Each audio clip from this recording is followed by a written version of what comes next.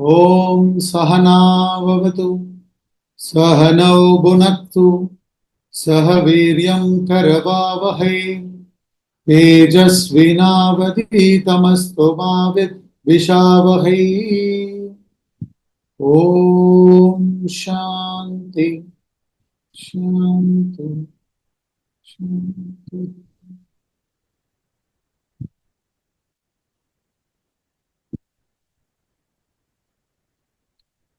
We'll chant Srimad Bhagavad Gita, chapter 2, verses 66 to 70.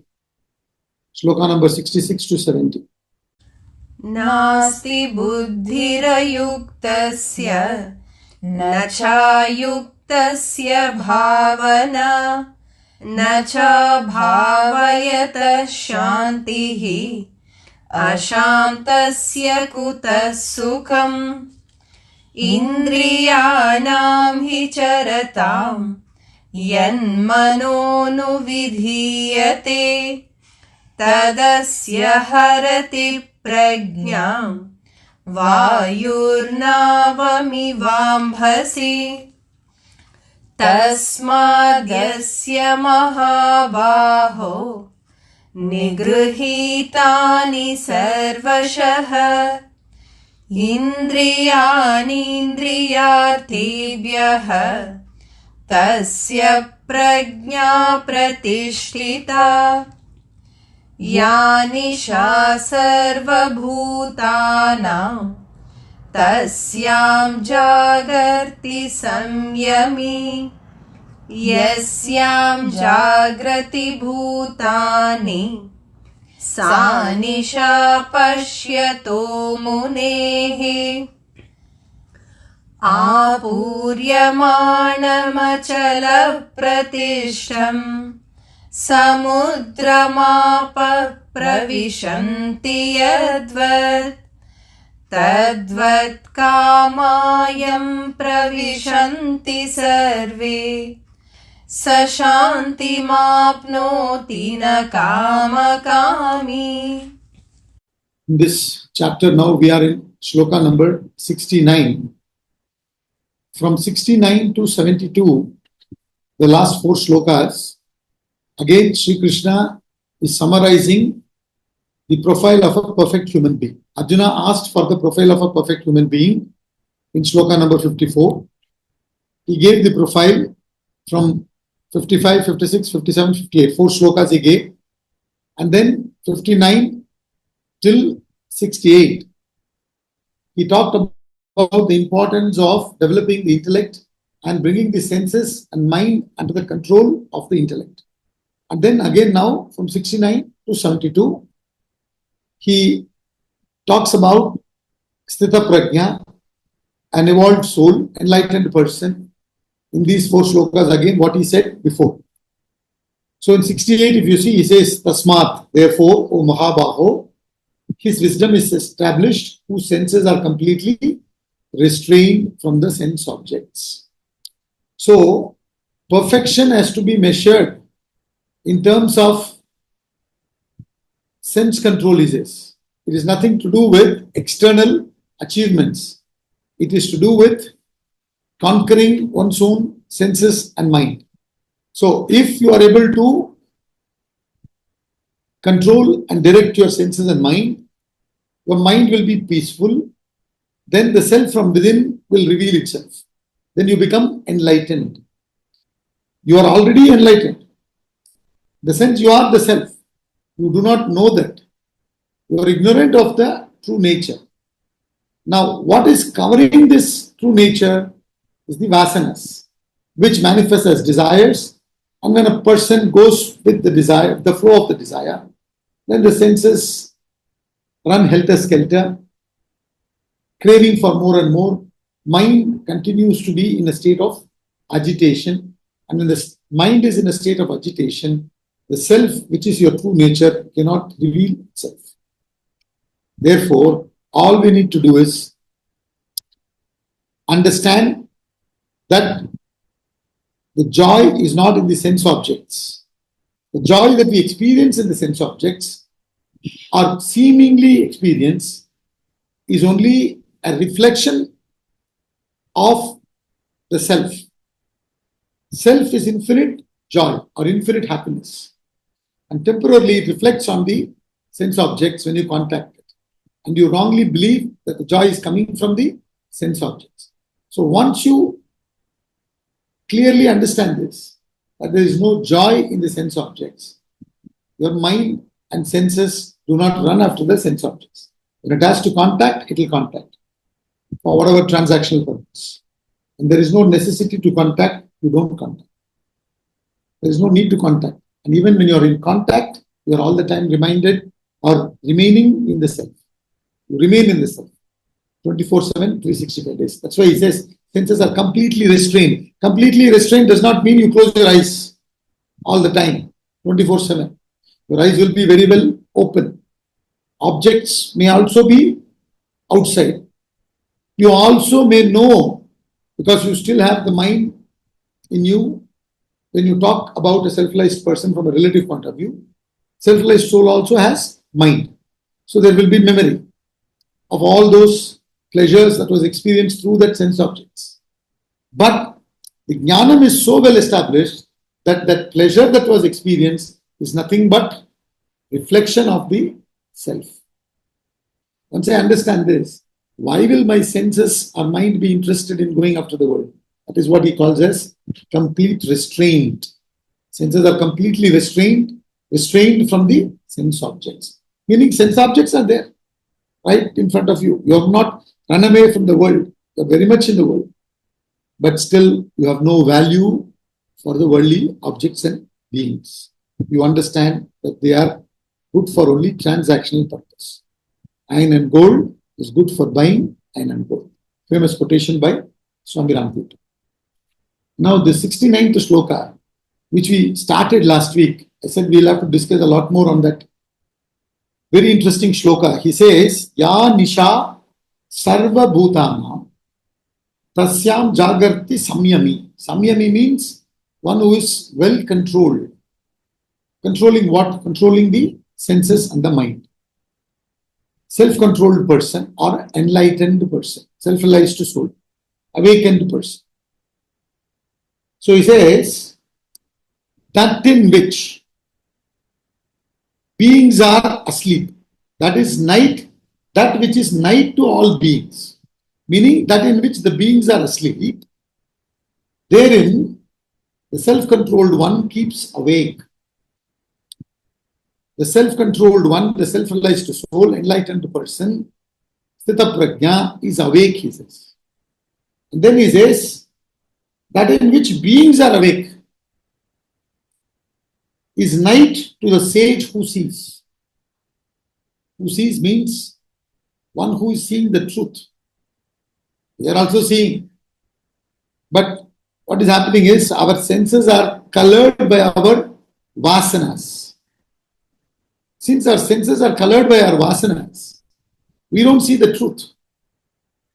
See, in Mahabharata, in a particular context, Duryodhana was called and Yudhishthira was called, and both of them were told, go and find in this world. Yudhishthira was told, go and find one bad fellow.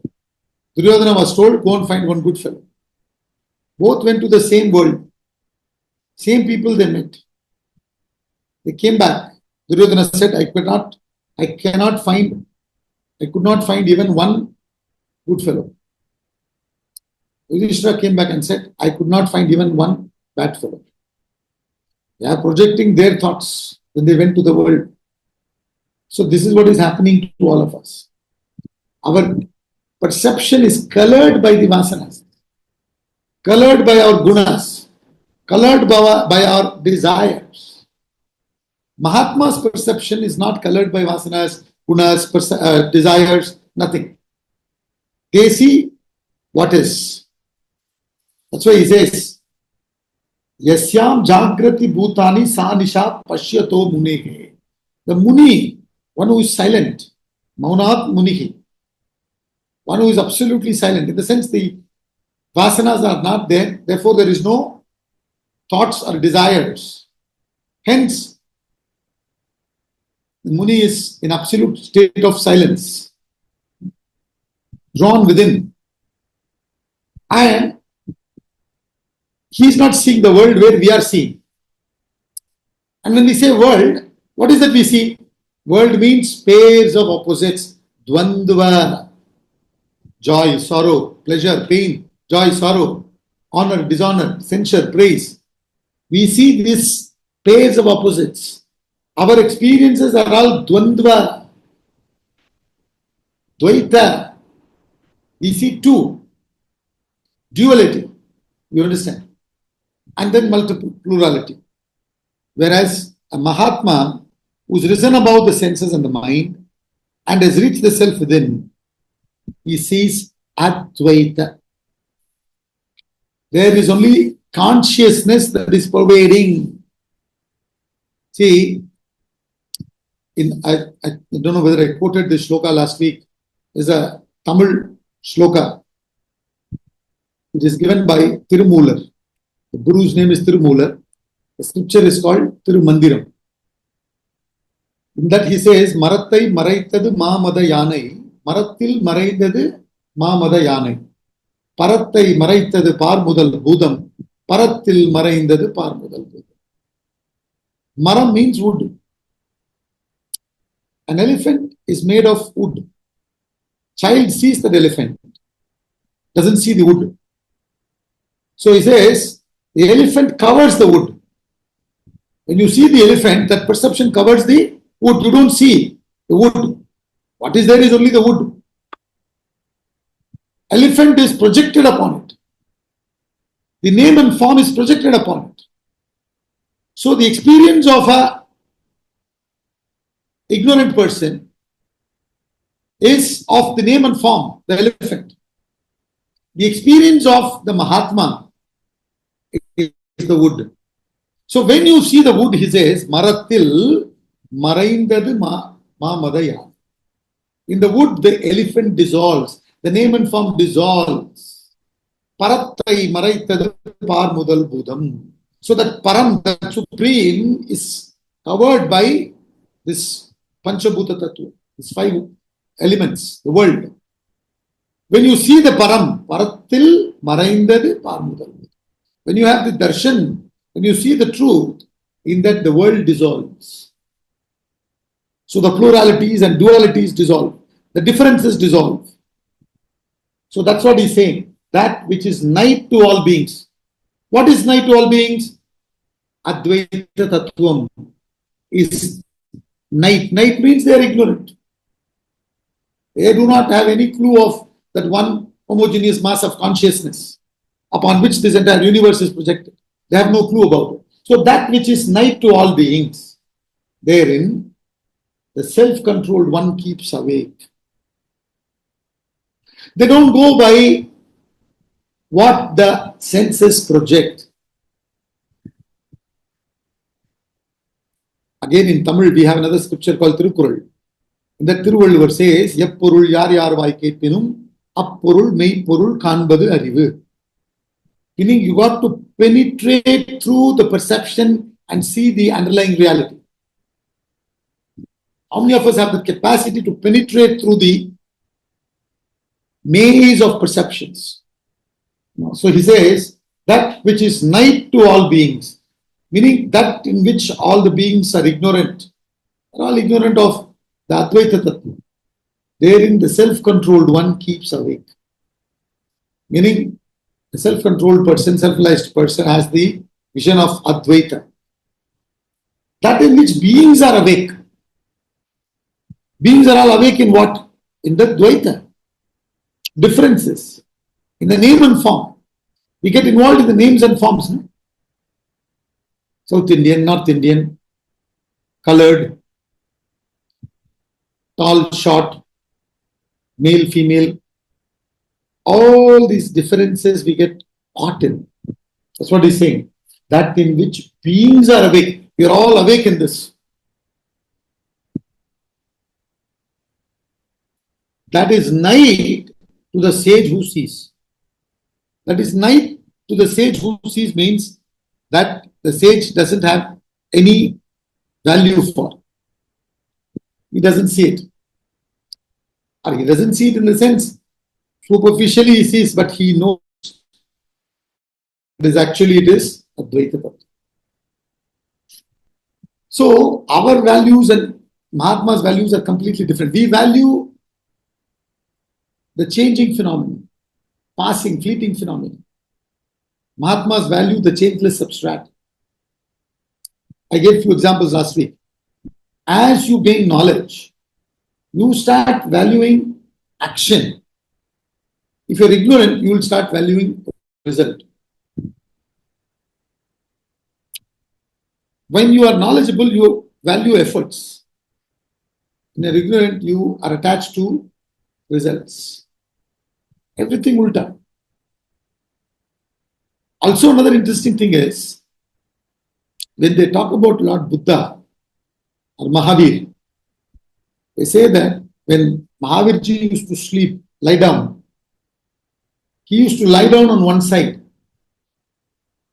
Because when the body occupies a very minimum space, he didn't want to harm other species unnecessarily. Technically, we cannot live without harming other species, but as minimum as possible. That was his principle. So when he lie down, apparently he lie down on one side so that the body occupies very minimum space. And throughout night, he used to sleep like that. Meaning, even in sleep, he was aware. During waking state also, we are all unaware. We are all like sleepwalkers. You understand? Somnambulism. People walking during sleep. I'm told that people can drive the car also. They don't know. They may take the keys, drive, come back. Maybe they go to supermarket, buy something, come back. I don't know. In the sense, we are all living like that. We are all walking in the world, contacting the sense objects, but driven by what? Desires. Why am I doing? What am I doing? What for? No idea, no clue. There's a quotation, I think it's by Matthew Arnold. He says, life is an arrow, shot from darkness, flutters in light for a while, disappears into darkness. Where we came from, we don't know. Where we are going, we don't know. Temporarily in between, there seems to be little light. And we take this to be real. We don't question this. That's the problem. So, even during waking state, we are asleep. We are not aware of the self.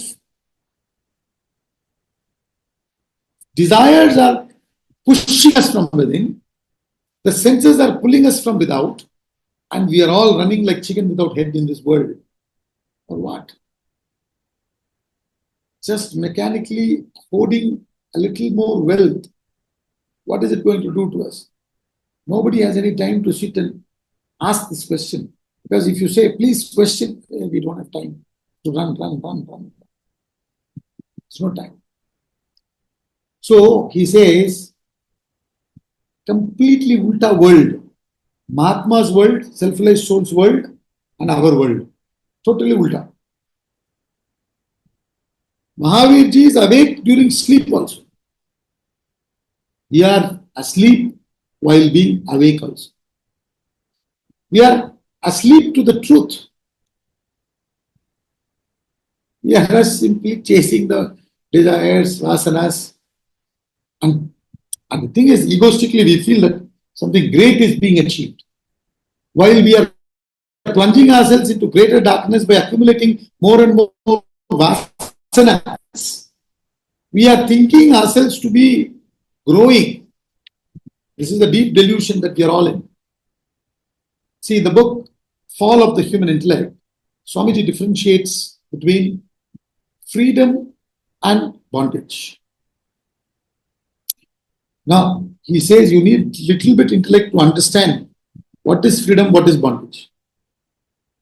Thinking that it is freedom, we are actually binding ourselves more and more. This is what he says. The person who is in ignorance, he is awake. In what? In bondage.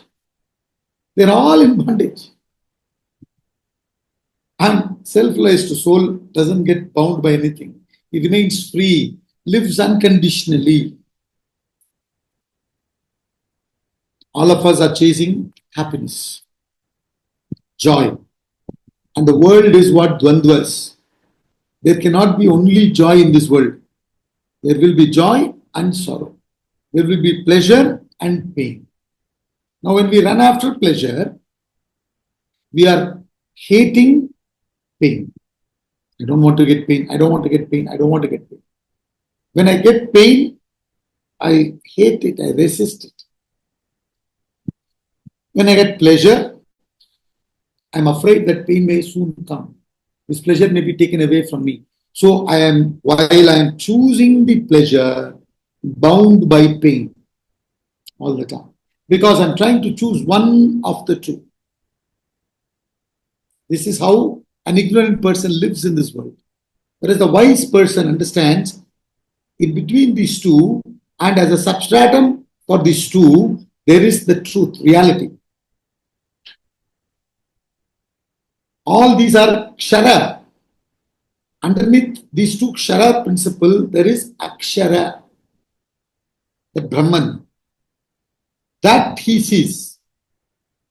And therefore, he neither takes the side of joy nor takes the side of pain. He always identifies himself with that substratum, truth. Therefore, he is beyond joy and sorrow. He always remains in bliss. So that's what he's saying. That which is night to all beings, therein the self-controlled one keeps awake. For all beings, night meaning they are all in ignorance. They have no clue of pure consciousness. You talk about it, they say, what these fellows are talking now? What are they talking? They cannot think anything beyond their five senses and mind.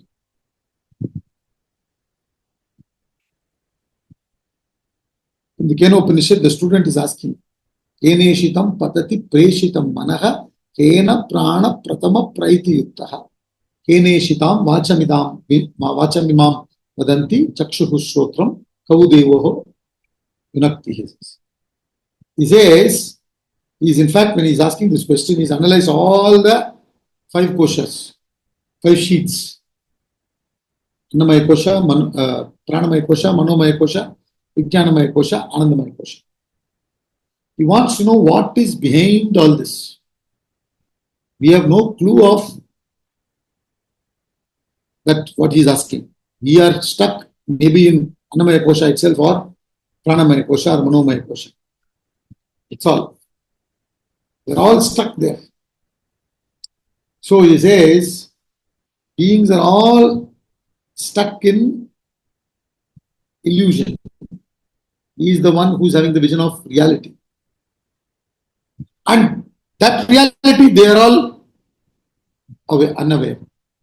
And that illusion, he has no experience, no vision. Completely different. See, when a pregnant lady sleeps, she may be in deep sleep. Even in deep sleep, deep within, she is aware that she is pregnant, she is carrying, and she will be very careful the way she sleeps. And she turns. 24/7, she is maintaining that awareness. Like that, Asthita Prajna, an enlightened person, maintains awareness even during night. In our case, ignorant people, during broad daylight, we are giving fuel to our desires and we are running after the objects of the desires and going on increasing our vasanas and getting bound. That is what he wants to say. It's an outstanding statement. If you had fallen asleep before, this statement will wake you up. What is the experience of a Mahatma?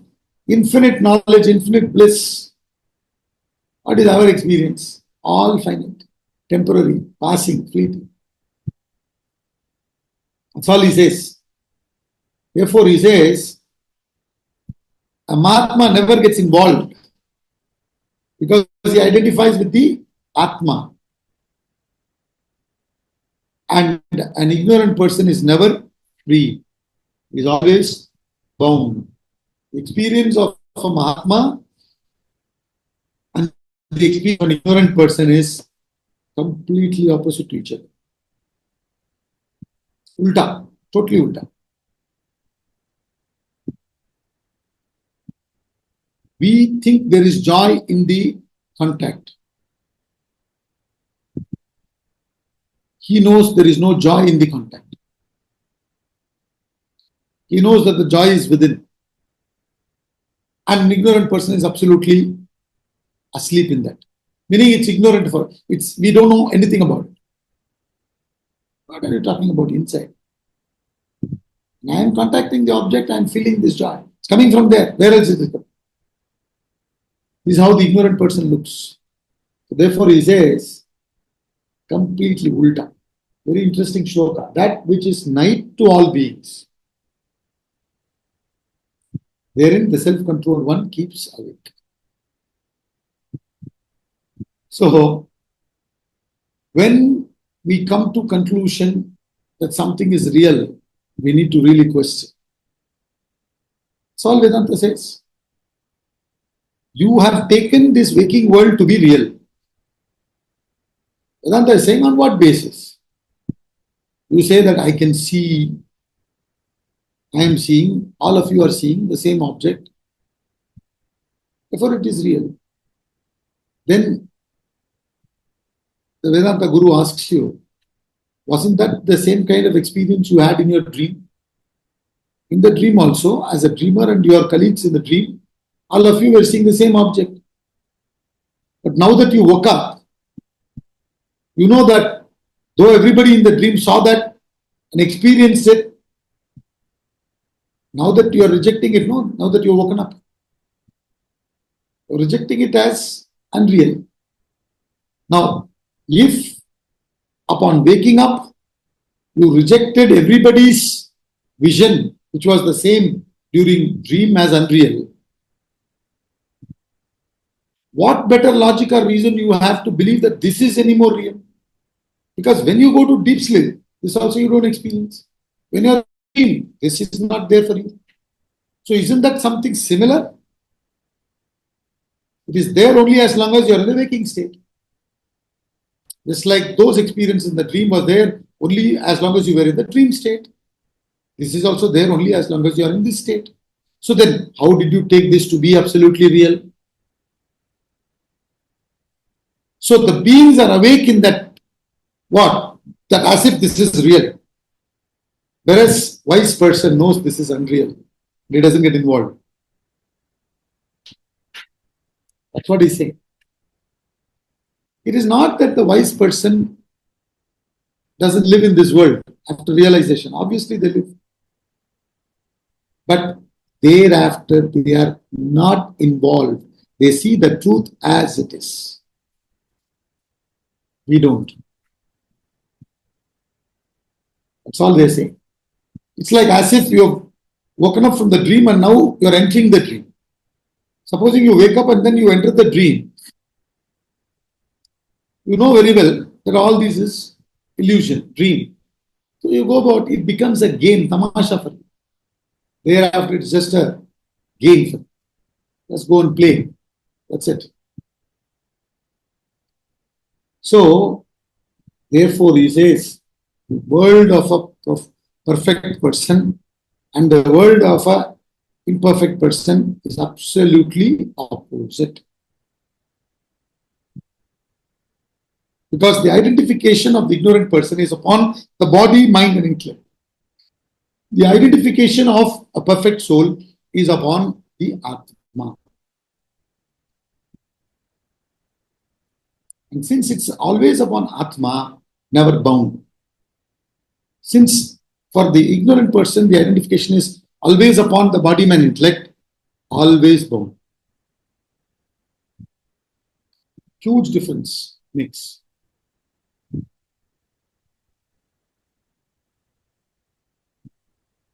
See, Lilliputans and Gulliver story is there. Gulliver was happily sleeping.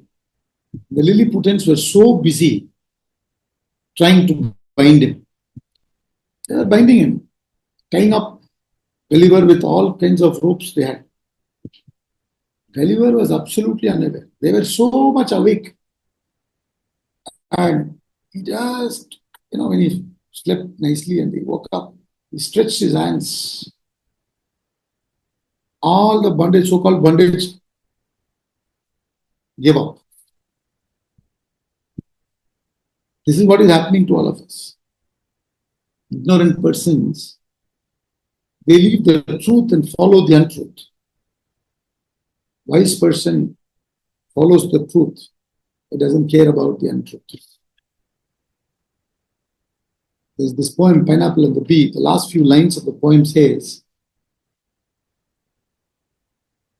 with hopeless wish one looks and lingers, one breaks the glass and cuts his fingers. But they whom truth and wisdom lead can gather honey from a weed. So he always follows the truth. And in every situation he has. The ignorant person's happiness is tied to the future achievement. Whereas a wise person's happiness is tied to the present action. Therefore, that person will always be happy. He will be contented. It is madness to tie your present happiness with future achievements. That's how the ignorant persons live. They live like this. That's all he says. Ya Nisha Sarva Bhutanam. Nisha means night for all beings, Sarva Bhutanam. That which is night for all beings. Tasyam Jagarti Samyami. Jagarti means one who is awake. No. So Samyami keeps awake, he says. Samyami, self-controlled person, keeps awake. See, what makes us not see the truth is the oscillations of the mind. That's why they say, first control the mind. Then you will be able to see what there is. When you get perturbed,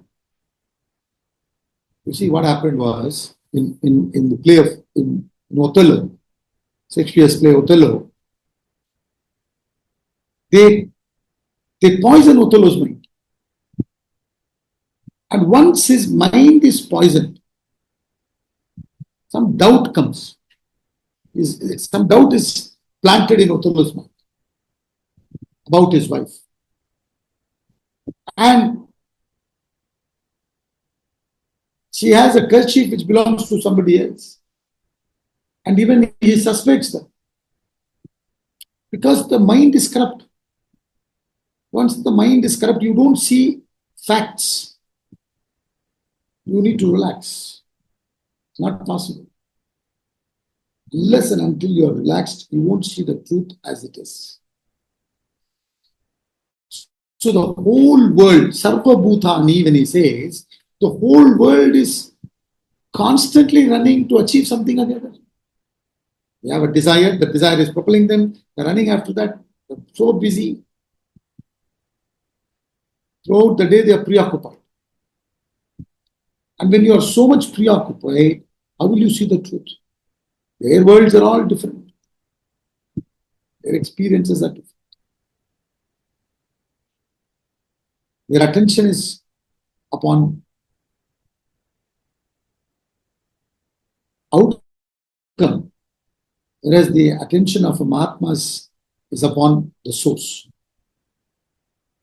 Everything is ulta. If you really think of it, you go on and on. Everything is topsy-turvy, ulta.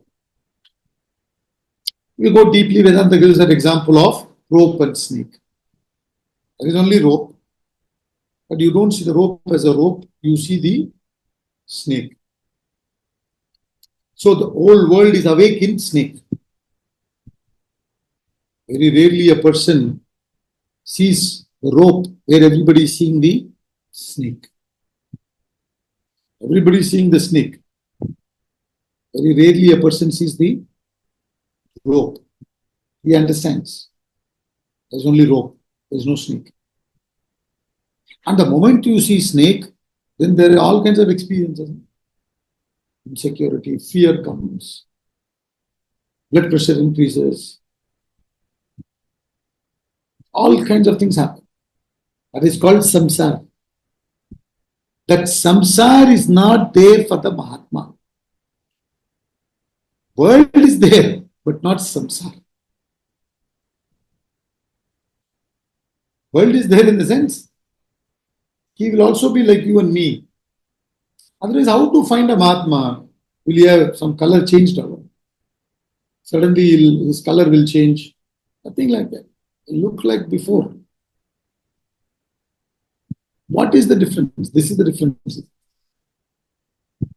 There is thereafter no more Dvaita Anubhava. There is only Advaita Nishta. They are established in that Advaita, truth. So, really speaking, if you really want to see the truth, all you need to do is bring down the oscillations of the mind. As the oscillations reduce, the truth reveal itself. Truth will reveal itself. That's all he says. That in which beings are awake is night to the sage who sees.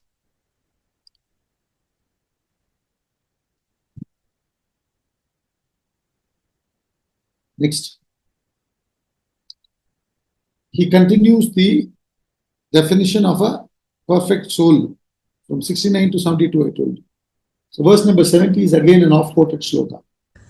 आपूर्यमाणमचलप्रतिष्ठम् समुद्रमापः प्रविशन्ति यद्वत् तद्वत् कामायं प्रविशन्ति सर्वे स शान्तिमाप्नोति न कामकामी. Mahatma in the shloka, the self-realized soul, is compared to ocean. He says, as the waters enter the ocean, which filled from all sides, remains undisturbed. Likewise, he in whom all objects of enjoyment enter attains peace, not the desirer of objects. Kama kami. Kama kami, the desire of objects, which is nothing but desire of desires. Because if you desire the objects, you will increase your desires. So you are desirer of desires. You desire more desires. That's what it means. So now he is saying an enlightened soul is like an ocean. What is happening in the ocean? Water is entering from all sides. All the rivers which have independent nature. Each river has different nature. No? They are entering the ocean from all sides. But upon entering, once they entered, what happens to them? They lose the independent nature. They lose their independent nature and they become one with ocean. Ganga, Kaveri, everything entering the ocean. They have different nature. They have different names. Now Kaveri is gone, Ganga is gone, all is gone. What is remaining? Only ocean. Similarly, he says, like water entering the ocean from all sides, which is filled from all sides. Ocean is infinite, paripurna. And that ocean which is paripurna, when the water is entering, remains undisturbed. Meaning, nothing happens to it. Likewise, he says, he in whom all objects of enjoyment enter. What is that he's trying to say? Siddha Prajna is very much in the world. With his eyes open, ears open, the senses are all contacting the world. So the sense objects are entering through the senses. And these objects of enjoyment are entering in that person also. But there is a difference between a Kamakami and a Mahatma. He says he attains peace. Who? Mahatma, when the objects are entering. Whereas, not the Kamakami, he says. Not the desirer of objects. In the sense, previous shloka talked about ignorant and the wise. So the wise person, the world is entering, he is remaining in peace. In us, what is happening? When the world enters, we lose our peace. Isn't it? You hear something, that's enough to disturb you. Oh, he called me with such a name. Like in Othello, Desdemona asks, am I that name? Because Othello hurls abuses at Desdemona. And she cannot, she's so cultured, she won't repeat that word. But she's disturbed. She says, am I that name? Am I that name, Iago? Am I that name? She's asking. Something you hear, meaning the sense object has entered you. The stimuli has entered you through your ears, or through your eyes, or through your nose, whatever. So that's what he's saying. The objects of enjoyment enter. In an ignorant person, when the object of enjoyment enters, what happens? Beautifully again in the Pineapple and the Bee poem, he says, our dear delights are often such, exposed to view but not to touch. The sight our foolish heart inflames. When we see the sight, what happens to our heart? Gets inflamed. I desire that I must have it. That I must have it, I desire that is not there in a Mahatma when these objects enter. Why? Because I am already all. That is the idea. I am already and always the all. That is called Paripurnatvam. What is Paripurnatvam? Realizing, knowing that I am already always all. Then I am already always all. What is left in me? Nothing left. Everything is there. So then why would I desire? Only an ignorant person will desire. That's what he's saying. The difference is this. Like in the ocean, water enters, they lose their nature, ocean doesn't lose its nature. Ocean is Satyam. It is independent. Rivers are dependent. River water is what? River water is, end of the day, nothing but ocean's water. Evaporated, poured down as rain, got collected and flow as river. You understand? Similarly, our original nature is infinite happiness. Due to ignorance, it's now come out as desires. And we run and do all actions and then go on achieving objects. We retain this individuality. So this individuality is an offshoot of that reality. Out of ignorance, individuality has come out. Like how the river has come out of the original ocean. So, when who is there, who is not realized, an individual who doesn't know that he is indivisible, when the world enters, it agitates the person, he craves for the objects, he creates more vasanas, he remains bound. The same thing is happening in a Mahatma.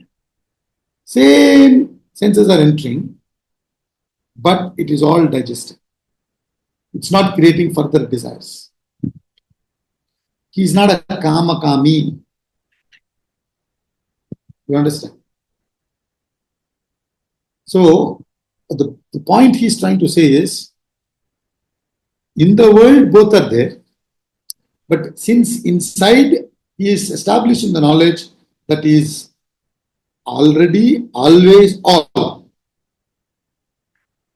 So when things come in, new sense stimuli enters, it doesn't trigger that person.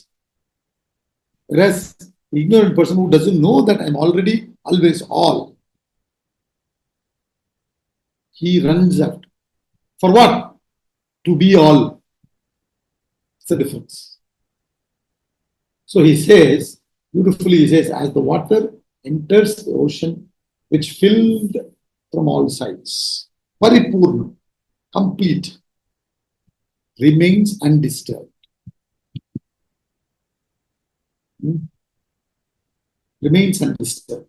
Likewise, he in whom all objects of enjoyment enter attains peace, not the desirer of objects. So the rivers are entering constantly. Does it make any difference to the ocean? Makes no difference. Water may be constantly evaporating from the ocean, makes no difference. Similarly, so many contacts coming in, so many contacts going away, no difference. People are praising, criticizing, no difference. See, from a relative point of view also, supposing you made self-assessment about yourself, you know your strengths, weaknesses and everything. Now, there are people who are praising you to skies without really knowing about you fully.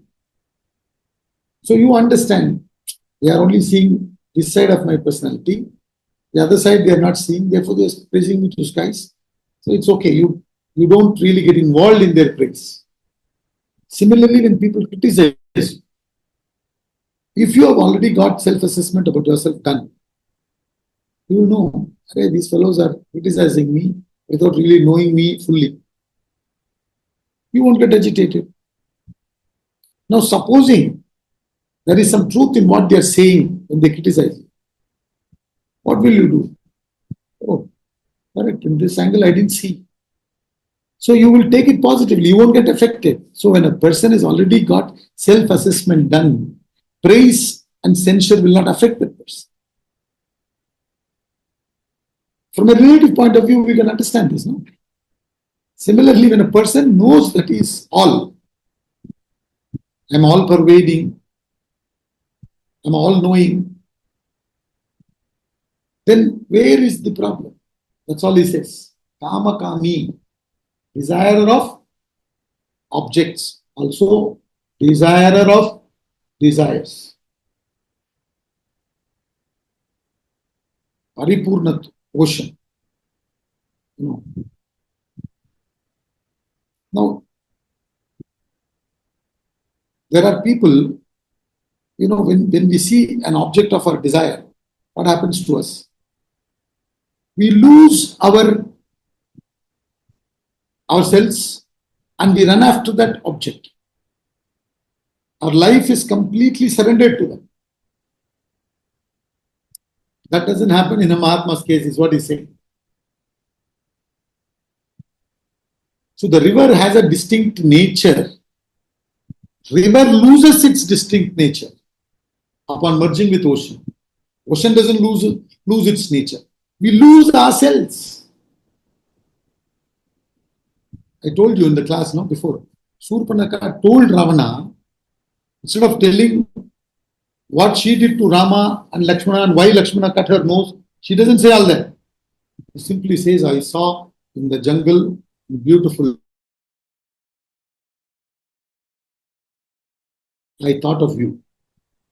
Ravana only heard the beauty of Masita. That was enough. He is a Kamakami, he's a desirer of objects. He lost his peace, he lost his kingdom, he lost everything. That's the difference. So, we don't have to stop the supply. There is some world is coming. Wherever we go,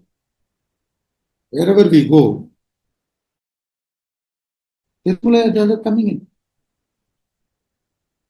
Isn't it? everywhere.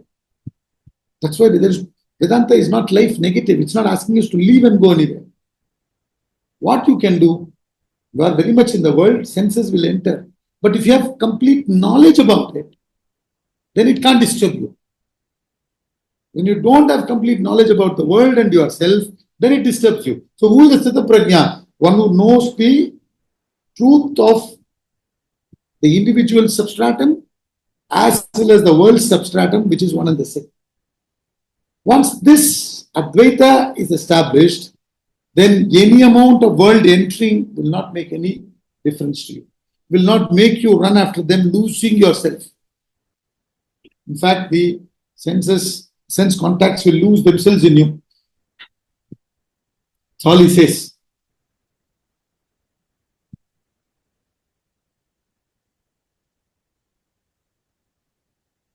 An ignorant person will get perturbed by the input. A wise person will remain calm. You praise him, he remains calm because he has self-assessment. You criticize him, he remains calm. Why? Because he has self-assessment. When you have self-assessment, you remain calm. But all there is some truth in what they say, you take the criticism happily, you'll be grateful to them, you'll work upon yourself. So, the difference is that inside, when there is knowledge, no running after the world. Inside, when there is no knowledge, you will only be running after the world and collecting more and more vasanas. Since there is no paripurnatam within, we crave for more joy. When there is paripurnatvam within, you will not crave for anything outside. You will completely stop relying on outside factors for your inner joy. You will not thereafter be contacting the world for inner joy, because you are very clear, joy is within you. You are that. When you are clear in your heart that I am that infinite reality, infinite happiness, you will not seek it outwardly. That's what we say. So at all you contact the world, it is for transactional purpose. When that is removed, you become free from anything. You can have anything and everything, but you will remain liberated. So it's got nothing to do with what you have. It is to do with what you are. An ignorant person thinks it is to do with what I have. A wise person understands it has got nothing to do with what I have. It is to do with what am I. There's a notion of difference. That's all he says. When, see, both are water. River is also water. Ocean is also water. But ocean is boundless, infinite. River has beginning and end. So, the small I is there, big I is there. Where is your identification? If you are remaining as the small I, then when the senses enter, you will crave for more. If your identification is with the center, the I, the reality, then when the world enters, it dissolves. You won't run into the world for pleasure or joy. You will be contacting the world, running in the world out of joy. That's the difference. Paripurnatvam person does not mean that he will not be contacting the world. The difference is he won't be contacting the world for happiness. Ignorant person is contacting the world for happiness. That is where he gets deceived and goes through suffering. A wise man doesn't contact the world for happiness.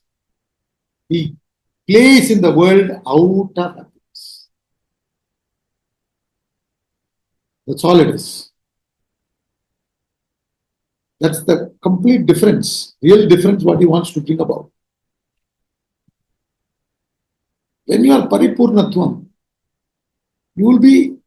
your actions will be an expression of your joy.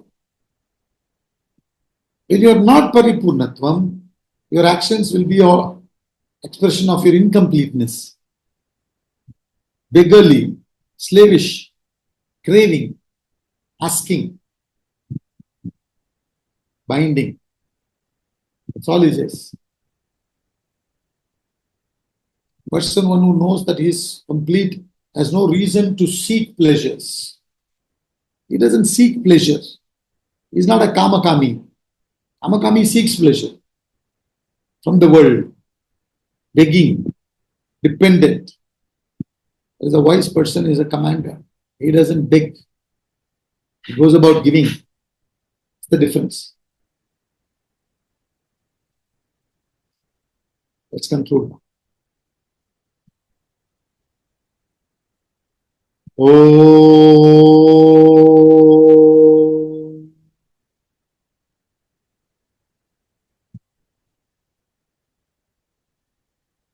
Om Purnamada Purnamidam Purnat Purnamudachyate Purnasya Purnamadaya Purnameva Vashishyate. Om Shanti Shanti Shanti.